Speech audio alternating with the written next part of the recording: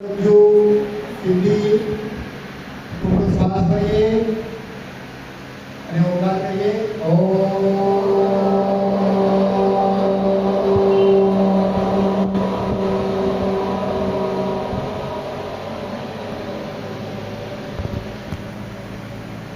તો મિત્રો આજે આ ગુજરાત રાજ્ય યોગ મહોત્સવની વ્યસન મુક્તિ અભિયાન અને આગામી હૃદય રોગ નિવારણ શિબિરના નિમિત્તે આયોજિત આજની આ યોગ સમાજ અને હોળીના કાર્યક્રમમાં સૌનું ખૂબ ખૂબ સ્વાગત છે અને આ આયોજન કરવા માટે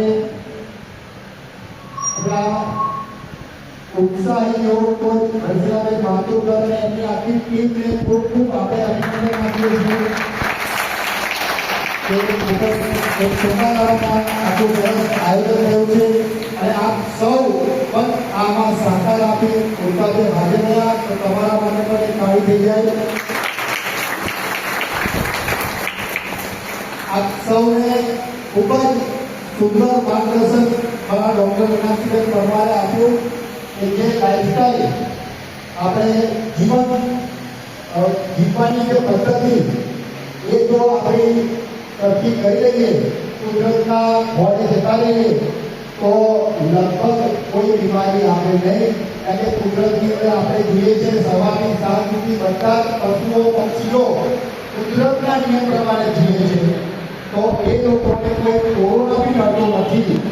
અને આપણે માણસ તરીકે જે જીવની દરેક જે જીવ સૃષ્ટિ બનાવી એમાં સર્વોચ્ચ ઉપર ત્યારે ભગવાને આપણને મૂક્યા છે ત્યારે આપણે જે આપણી ખાનપાનની અંદર જે વિવિધતા લાવ્યા છે વેરાયટી લાવ્યા છે અને એના કારણે થઈ અને આપણે જે બીમારીનો ભોગ બન્યા છે તો આપણે યોગ અને કુદરતી ઉપચારના સરને આવીશું તો 100% આપણને આ જે બીમારીઓ જે વિશેષ સાયકલ છે ચક્ર છે એમાંથી મુક્ત થઈશું.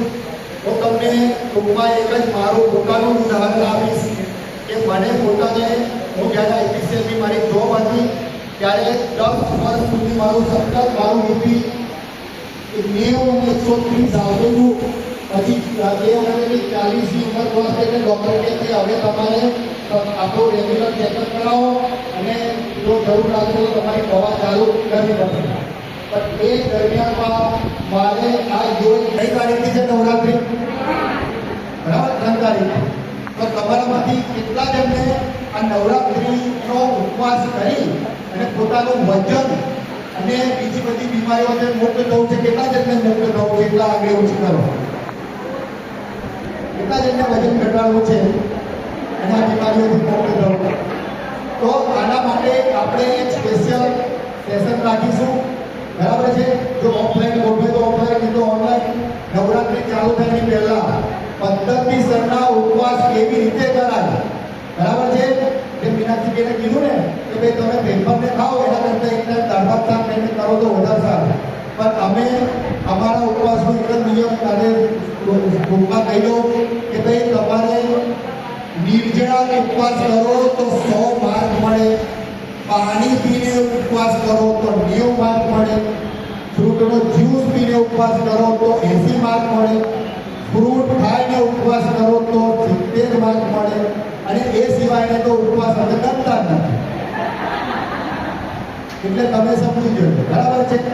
તો આ રીતે અમે આ નવરાત્રિના 9 દિવસના ઉપવાસમાં અમારી નવી ભોજન પ્રથાના સિદ્ધાંતમાં અમે તમને ધીરે ધીરે ફ્રૂટ ઉપરથી જ્યુસ ઉપરથી લીંબુ પાણી અને એક દિવસ 24 કલાક 50 કલાક સુધીનો નિર્જળા કરાવી અને ફરીથી પાછા પાણી ફરી પાછા લીંબુ પાણી જ્યુસ ફ્રૂટ ઉપર આવી રીતે સ્ટેપ બાય સ્ટેપ વૈજ્ઞાનિક પદ્ધતિથી કરાવીએ છીએ અને 110% જે રીતે આપણી ગાડીઓને સર્વિસ કરાવીએ ને એ રીતે આપણા આ શરીરના મશીનની સર્વિસ થઈ જાય.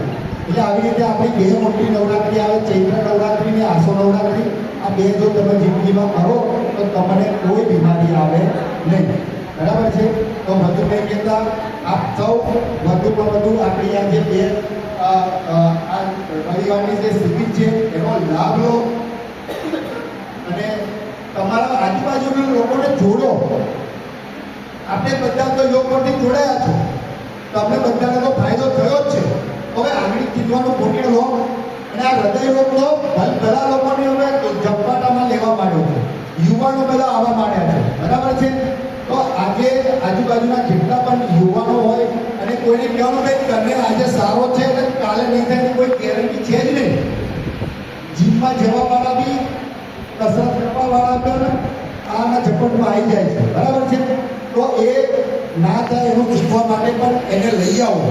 આપણી રવિવારની સિટીમાં ખાસ નવા લોકોને લઈ આવો, એ આપણી યોગની સેવા કરી દેવાનું, બરાબર.